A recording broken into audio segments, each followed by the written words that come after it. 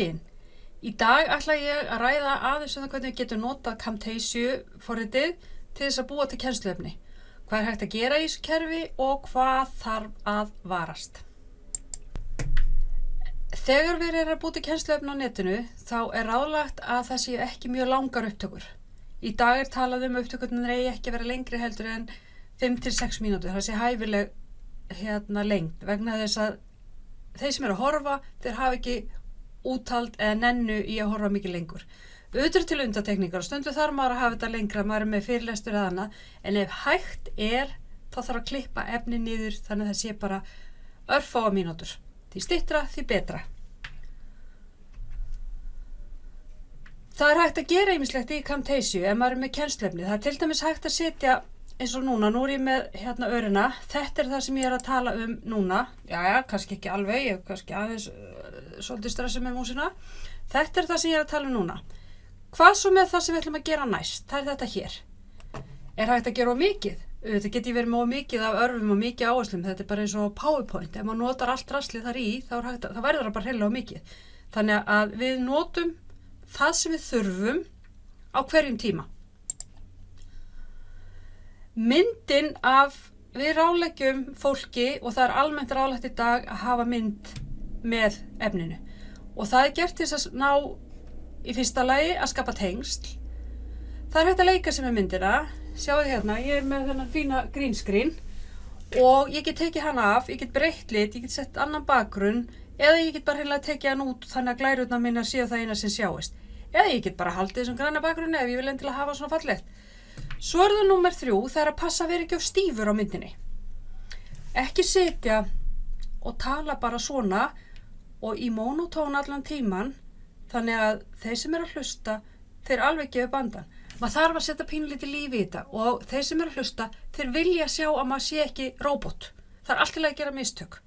Það náttúrulega ekki, ég ekki að tala um að þú maður hefur hóstand út alla og sjónd upp í nefið og eitthvað svoleiðis. Heldur, ver ekki of stífur. Muna það að maður bara mannlegur.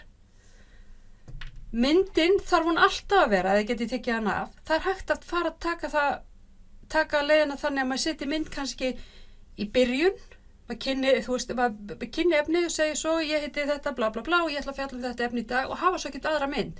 Síðan getur maður farið þá leið að gera eins og ég geri hér, hafa hann alltaf með á kynningunni, hérna í horninu eða hérna uppi eða eitthvað starf, bara maður ræði því. Eða maður getur haft hann annars slagið. Láta hann að koma inn annars slagi þegar maður til dæmis að breyta áherslu í efninu eða eitthvað svoleiðis að þá komur maður inn aftur. Það ýmislegt hægt að gera. Já, ég var búin að tala um lenging, hvað það langt, að það má ekki vera lengra heldur en 5-6 mínútur. 8 mínútur, það allt í lagi. En til dæmis eins og þessar online upptökur sem eru í gangi í dag í skólanum, það eru klukkutíma eða meira. Það bara allt og langt. Það enginn að fara að setjast niður og horfa á klukkutíma myndband. Það bara þannig.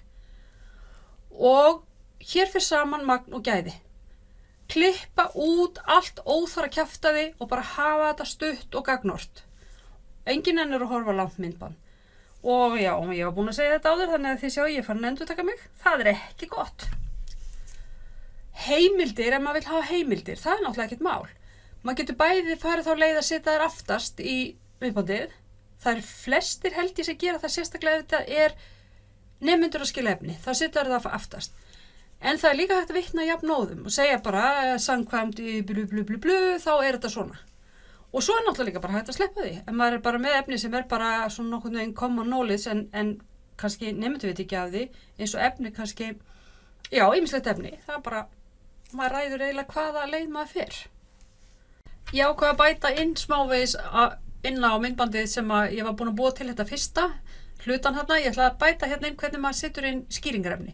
Til dæmis ef þið væruð að sýna hvernig fólk ætti að gera tímaáætlun og annað, hvernig maður myndi þá setja það inn og tala svo í kringum það. Það ein leið. Svo erum við með það sem heitir podcast eða hljóðfæla sem bara mesta tísku dæmið bara veraldar í dag. Allir vilja vera með podcast og ég myndi halda að fyrir ykkur námsráðgjöf væri það rosalega mikilvægt.